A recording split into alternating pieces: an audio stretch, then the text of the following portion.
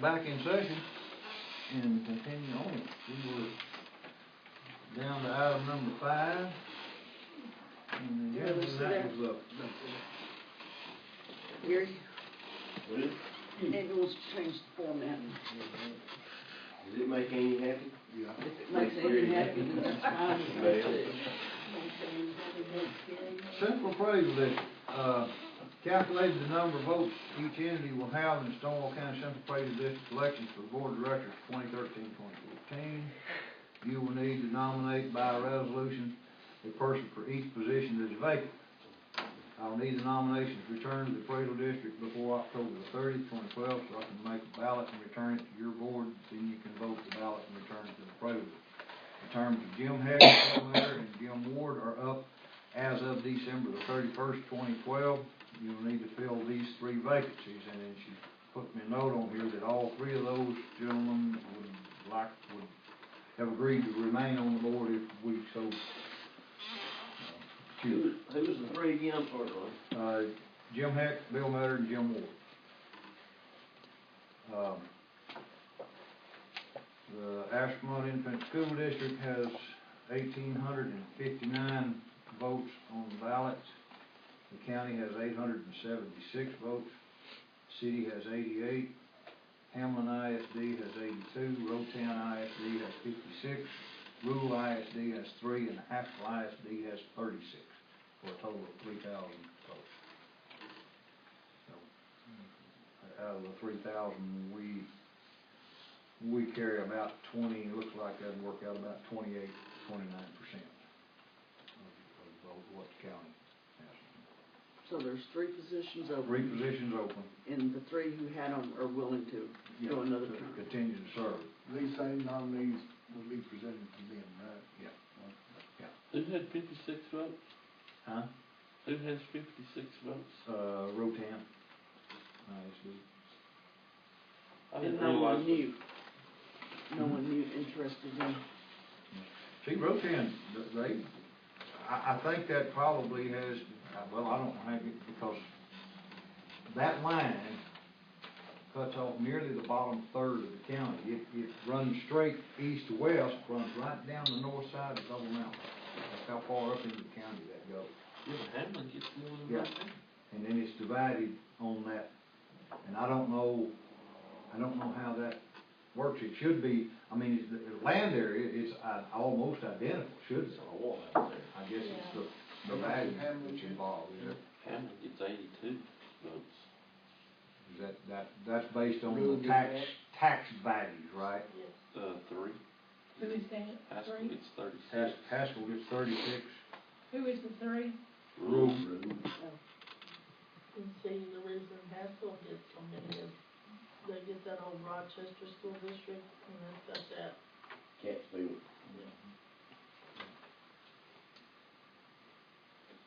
I can't believe somebody hadn't figured out how to sue and get those back in their counties.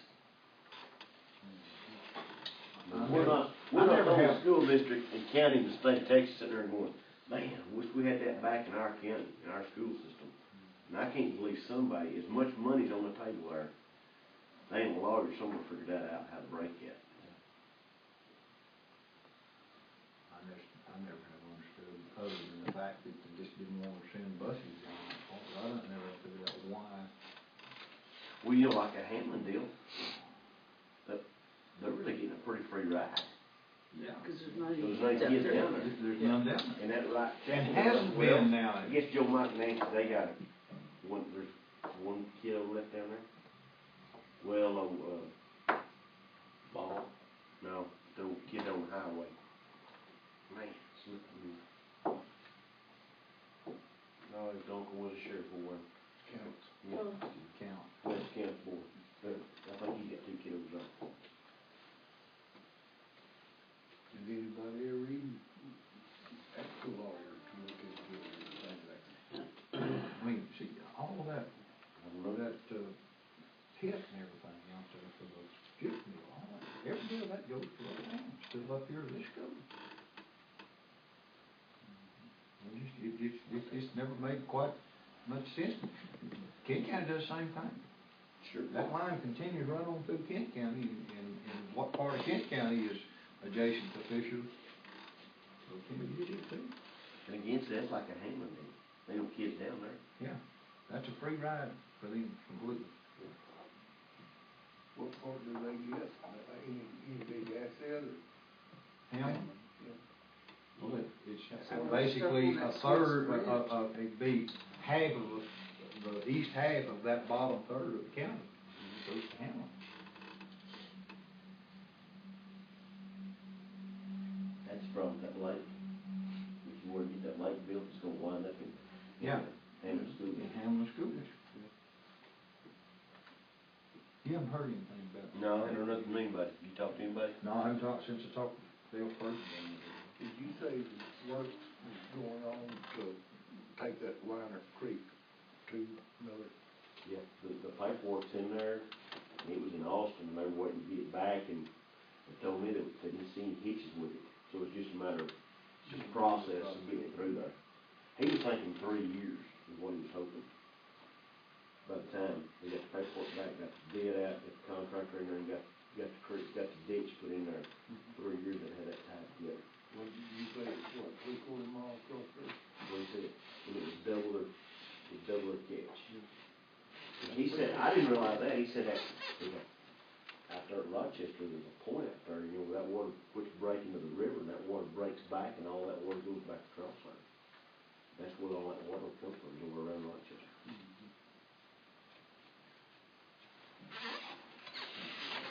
Well, we got 3 nominees we need to submit, and 3 that's coming off have continued to serve longer if we so choose. We can submit those 3 back as our nominees, we can submit those 3 and some others, or we can replace those with others. Whatever you flavor is for. Jim Hick, Bill Miller, and Jim Ward.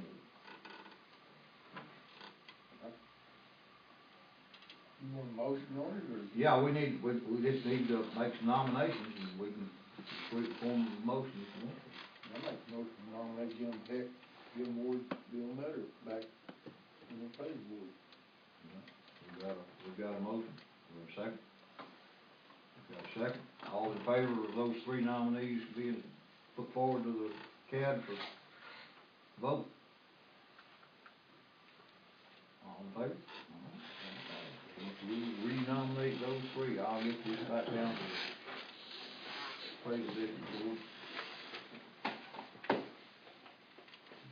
Item number 6, open forum. Gary? No,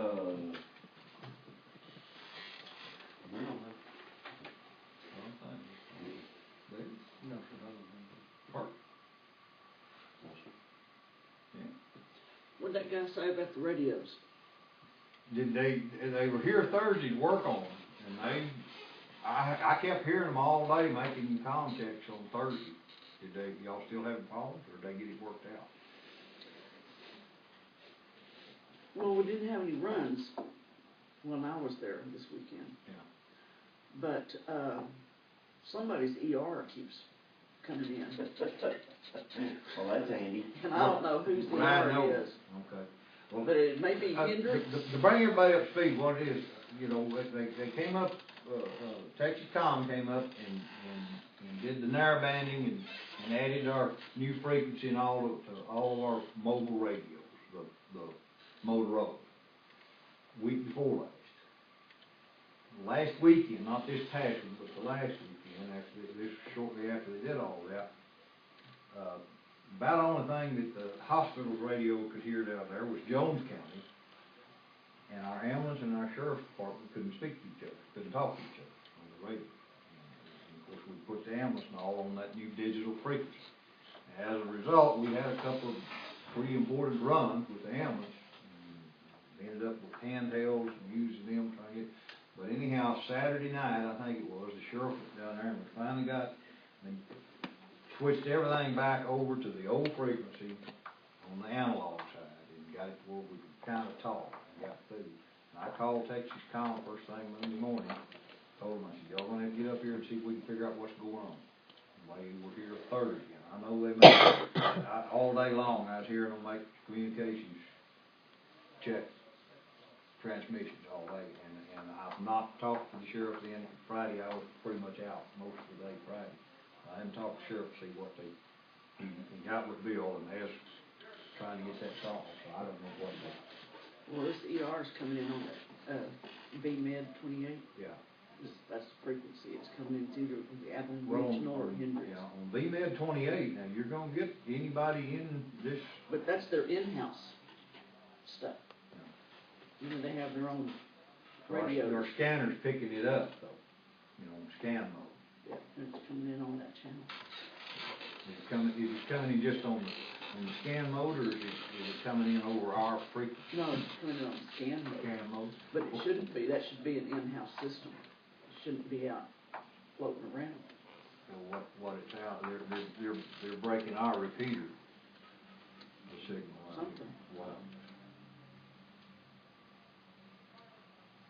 I didn't know, I don't know how messed up it was till Saturday morning, had a car wreck, and they paged out. I couldn't hear where she said the wreck was, and I called Justin and Cody, and they both took off, and when I talked to them later, come find out, it was right here at the edge of town, you know. Yeah. And I heard Bill finally call and say, everybody still that fire department channel, we can still talk on it. Yeah. And that's all. Yeah. Well, I was anticipating, Paul, anytime you get a new system and you're trying to get it on and get all these radios, I anticipated some problems, and then everybody did, COG did. I just didn't think we'd be completely locked down like it's done. But, and like I say, I haven't had a chance to talk to Bill to see what they figured out with that thing, but I know Texas Communication folks was up here all day Thursday. And they worked, you know, what they came up with, I don't know. So if it's still not on, I'll call them again. They just keep relicking that cap till we get it straightened out. And I figured, like I say, you don't put a new system online like that without some glitches involved. But this thing has worried me from the very beginning. We had just now, everybody around here had gotten to where we could talk to each other, and everybody understood what the procedure was and what channels to use. It's just now got to where we could operate. And now, because of the federal mandates on this thing, by January the 1st, we were having to do all this new stuff. And I knew we were gonna get back to where we were, and it's liable to take us several months to get this thing lined back out where we're all can operate again like we were. I think it'll be good, because that's one thing about that digital frequency. It will increase our range by about threefold. See, that's what DPS is, you know, they've already gone digital on all theirs, what they told me. And they've got places where they absolutely have no communications at all. And they talk just about anywhere they want to go now. So it just increases the range and the clarity. And ours should do the same thing if we get all the bugs worked out. I don't know how long that's going to take. And I don't even profess to know one thing about this communication equipment at all. See, I was always under the impression, and I haven't dealt with communication equipment like that for 40 years now, since I was in the military. And I just always thought you had a frequency, and you turned up that frequency, and you talked on that frequency, and you wanted to talk on another one, you tuned it in. But now you not only have to have a frequency, you have to have a PL tone, and then I forget now what that other thing's called. It's another tone, and you got to have all those things working in synchronization just to make it work. Because we may have, and I guess it's because of the explosion of the communication equipment, because we've got people all over here, and with the limited number of frequencies, that's the reason they went to these other tones, because I know over here at Snyder, they operate on the same frequency we do, but they have a different PL tone, and it lets them operate on the same frequency, but we don't override each other because of that. And I don't know how that works. I don't even pretend. It's just slicing up. Yeah.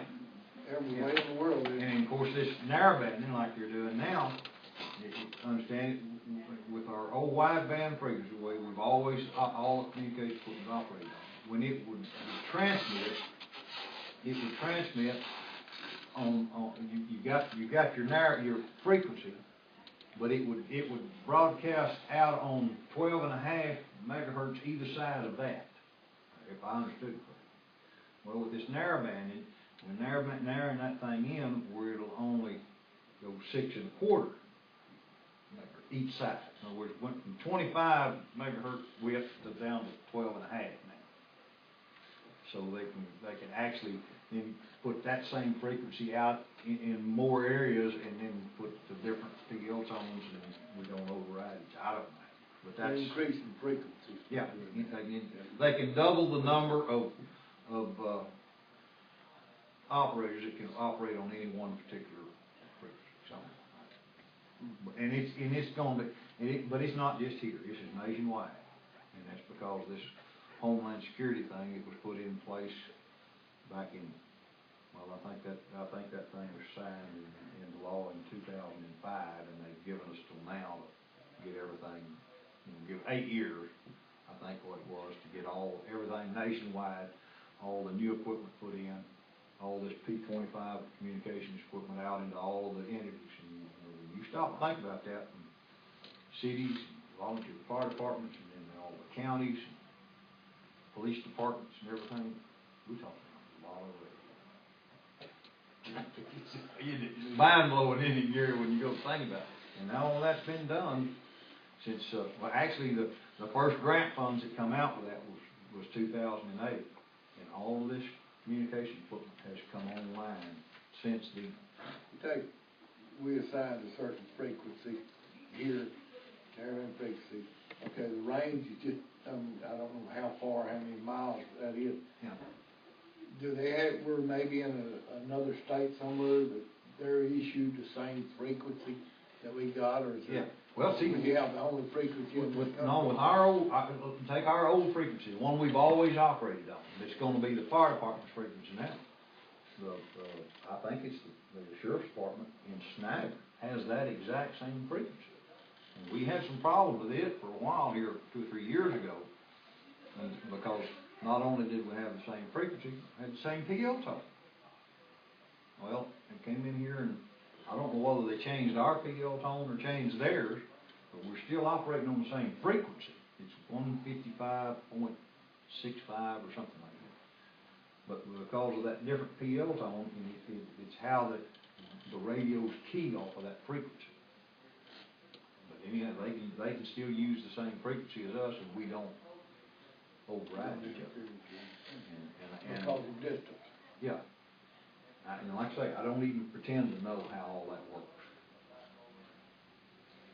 But anyway, I can see this thing having problems for a while. Because everybody, from one end of the country to the other, has to be converted over to this new system by January the 1st.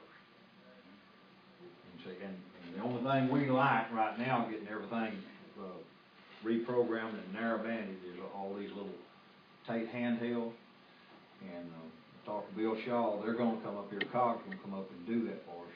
It won't cost us anything to do that, but they're trying to get it arranged where they can come up, do Kent counties in the morning, one morning, and do ours then that afternoon. Is that what we've got, is that what you gave me? Mm-hmm.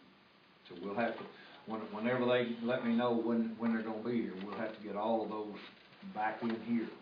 So we can set, and we'll probably do it right here in this room. We'll just set it up, it's just a matter, he sits there with his laptop, he's got the software downloaded on his laptop, and he just plugs in the cable to that thing and turns the radio on, and he just types in what he wants, and it just automatically downloads into that radio. My understanding is, from Mullins, they want that thing set up so Homeland Security wants to call him. From Austin. From Austin, yeah. They pick up the mic. Pick up the mic and call on the Repeater radio. after repeater after repeater that gets to Stonewall County, and he can talk to them, and it'll repeater, till it gets back down there. Yeah. Now, my understanding was Game Wars have had that for years. Yeah. Somebody told me that the Game Wars had that capability many years ago. Yeah. See, the DPS, DPS they put this system online early this year. I didn't know that the Game Warden had it. Had his baby. Yeah, but that's what it is. I mean, if somebody in TD, I'm down in Austin, they want to talk to the sheriff up here, pick up their radio and they can call the sheriff here and then, and they can talk to him up here and then relay what he got directly to Washington DC through What kind of through delay FEMA. would there be? Yeah. Something like FEMA has got some, I don't know, Big engineers can see with it. Yeah, do what? what kind of delays, I wouldn't think it'd be any. really? I mean, it's all, I mean, whatever the speed of light travel is what you'd be dealing with there. Can you imagine out there fighting that big grass fire and all them old trucks out there? If they could have been, where they could talk to Washington DC. Holy smokes. We might have got nuked. Have any of you been by the big regional FEMA thing down there at Denton? They got, I don't know exactly what they call that, but the FEMA has it's a regional communication site, it's in Denton, Texas, out there on the northeast side of town. And they've got this little hill out there. On that loop that goes around? Is that- On what's it, 288 or whatever that is? I always go through But town. that I'll is do an that. awful bunch of antennas and wires strung up in all those towers and stuff, and I guess they can talk worldwide on that thing. Way it's set up. It's a pretty impressive looking setup. And I guess these radios right here will go right into that system if they want to talk. If you got the right frequencies to go to. Every state has a setup like that? Well, that one is FEMA. I guess the state probably has something there around Austin. I would assume that that's something set up like that. I've not seen it. But anyway, back to your question, they worked on it Thursday. And I don't know what they came up with. I haven't had a chance to talk to Bill to see what they found out. So did you work this weekend? Mhm. How bad was the sheriff's wife banged up in the lawnmower? Well, you know, I wasn't there, but I hope it was her last race. Well, they thought her foot was broke for a while, but they finally determined that it wasn't. Did you see the pictures of that? No, I just seen no. I think if Patty Walker was down there on that end with her camera, and she just got this series of pictures, one right after another, when she hit that outside bank and come back across the track, hit the inside, and ended up where they used to have a little mushroom turn out there. When she got to that, that's as far as she could hang on to it. Yeah. I believe I'd have got off the gas and on the brake long by the time I was midway through that course going crossways. Maybe like Talladega. Yeah. I'm gonna tell you something, NASCAR don't have anything on this bunch of cars crashing. One guy said he's gonna give it up, he's gonna pull a tractor. He raised it, he said that's his land. I don't know. Yeah, yeah. Okay, well, hey, you know, sir. Hey? What? No, sir. No, I just got to speak to you about it, you know.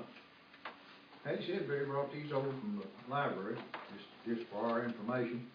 The first one says, this letter serves as the official notification that Stonewall County Library has been accredited and will be a fully qualified member of the Texas Library System for the state fiscal year 2013. So, I guess that makes us eligible for new grant programs that come up. And so, we're fully accredited That's good. library system, and as a result of that too, they've approved us for the e-reader lab over there, so that's gonna be put, and that'll work on the Kindle Fire, Color Nook, and I have no idea what that is, and the Sony reader. Well, does that make that subscription that we have in Abilene, does that add to it, or does that? Adds to it. Yes, Me and Patty both use we'll be, Kindle Fire, we love the thing. Right, We yeah. have to use it. Click, turn that book back in, go through there and pick it up. to the libraries which will be participating from each of the three former systems of the BCLS, or something, like, it'd be Clyde Library, Coleman Library, and then Stonewall County Library. That e-reader thing's gonna, have all those tied together, you see? And that's, You go in and sign in on things, signing in the library, and he comes up with this library, all of them tied in together. Yeah, and I think they got quite a few people signed up for that thing. I don't know how many, but I think it's quite a few. You know what? I guess, I don't know, I guess how you really do it. Me and Corey was up part of the day, we went to the left, Corey run our Dairy Queen at lunch. They was having a big fundraiser for their Dairy Queen, their library up there, keep it open, cause they lost their grant money. Yeah. And I thought, They lost the grant money, and that, the contribution from WKN on that thing of what we designated that, it sure helped a lot. It's gone a long way with Yep. that. And We Care helps the library out a lot. They help fund a lot of those summer programs and stuff for the children. well, they had a deal the other day. They paid for the stuff from to set up their Halloween booth for the Halloween fundraiser. I think that's great. I'm just glad, I don't use it, but I'm glad we got it. Yeah, me too. I'm glad it's there. If I need it, I know what's it. Patty brought that, Yep. the walk-in or visitor report over there, the numbers from last year. It was amazing how many people go in and out of the library in a year's time. I mean, I don't recall what the numbers were, but I was astounded at that. I don't ever come time around the car or two over there. I mean, if it's the day the library's open. Yeah. Well, I'll tell you what, you go over there in this summer, in the middle of the afternoon, and there was somebody sitting in front of every computer every day. And then there'd be one or two back there in the library browsing around the books. Every day. And I have noticed after school, we're getting a lot of school kids coming in there, doing stuff on there. Good. That's a good program. One other thing, I'll just bring it up, that we got the letter from the district judge about it's an order from the district judge for the salary of the official court reporter.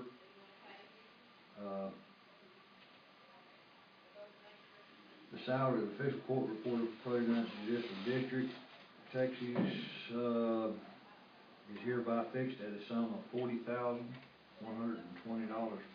per year, effective as of October 1st, to be paid by the counties of the said judicial district in 12 equal monthly installments.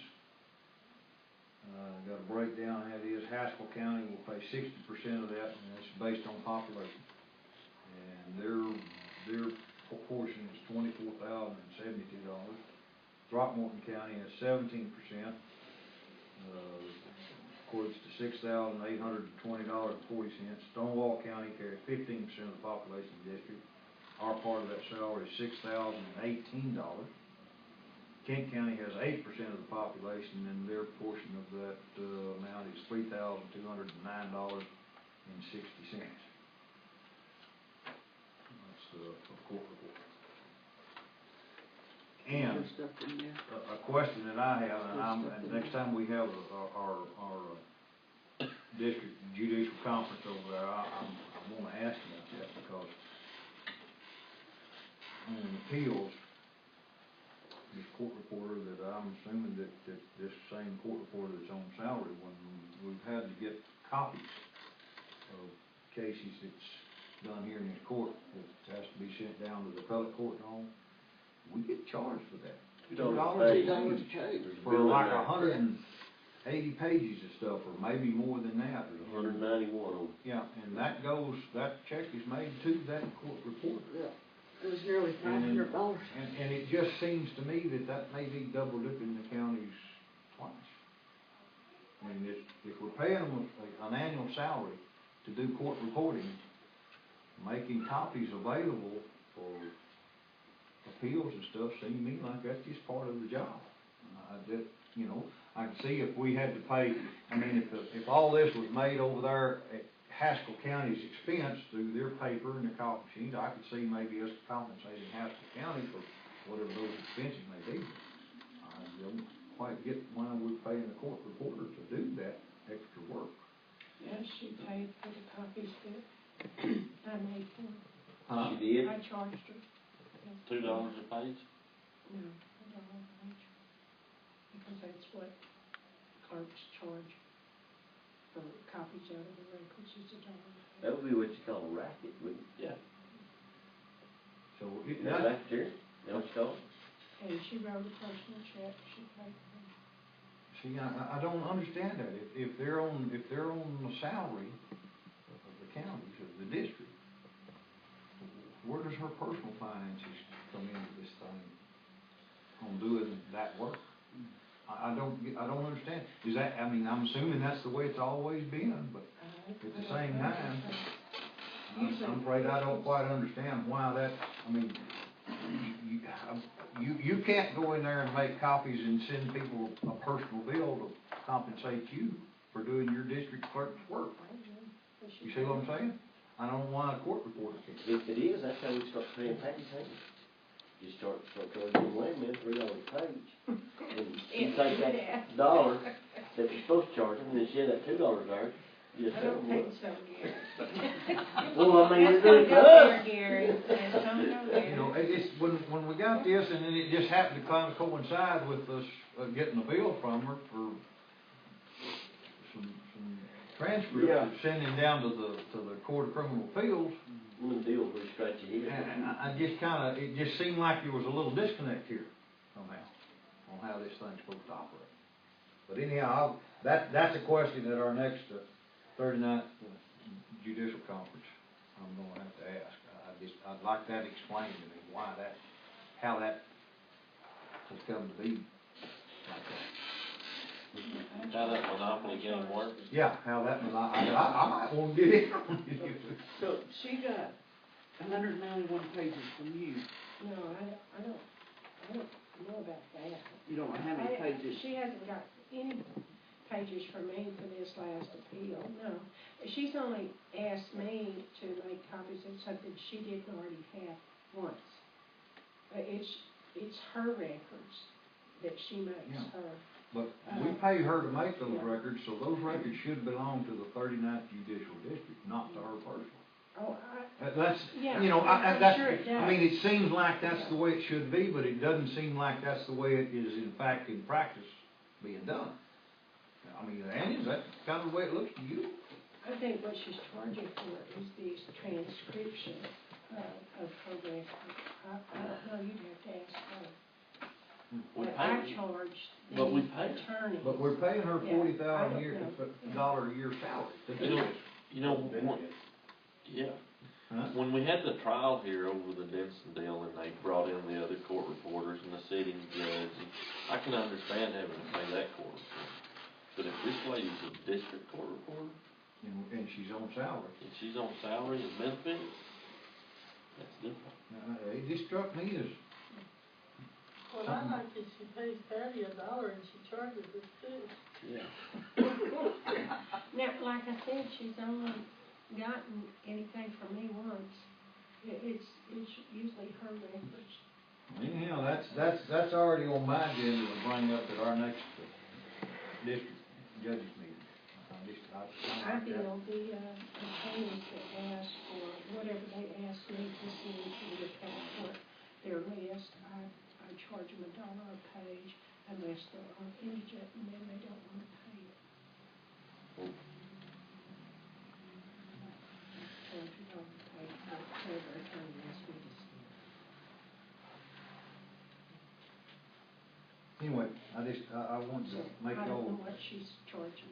yeah, want to make y'all aware that, of course, you know, that's an order from the district judge, and as I find out when the district judge says you will, you do.